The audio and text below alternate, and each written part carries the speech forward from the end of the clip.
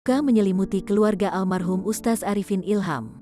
Putra kedua Ustaz Arifin Ilham, Amir Azikra meninggal dunia pada Senin, tanggal 29 November tahun 2021, dini hari.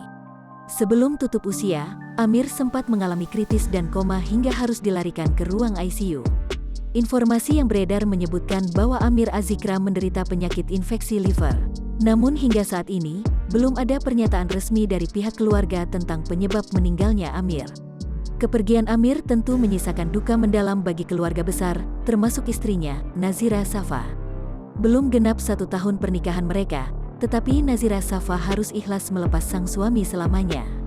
Melalui unggahan di Instagram story miliknya @nazirasaf_, Senin, tanggal 29 November tahun 2021, Nazira menuliskan kalimat haru atas kepergian Amir Azikra.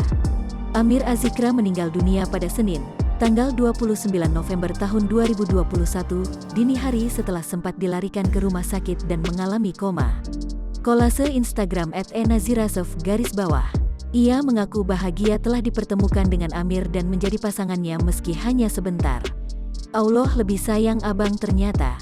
Selamat jalan Muhammadku. 172 hari yang aku lalui bersamamu sangat membuatku bahagia, tulis Nazira Safa. Nazira bersyukur Amir Azikra telah memilihnya sebagai istri.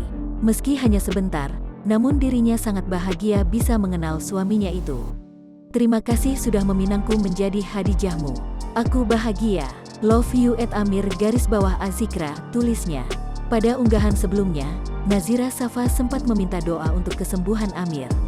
Perempuan 20 tahun ini pun mengungkap kecemasan ketika sang suami dilarikan ke ICU. Kepergian Amir Azikra tentu menyisakan duka mendalam bagi keluarga besar, termasuk sang istri, Nazira Safa. Hari ini abang Amir masuk ruang ICU. Perasaan aku campur aduk, linglung, sakit banget lihatnya. Aku minta doa ya ke semua orang yang baik, untuk kesembuhan suami aku tercinta, tulis Nazira.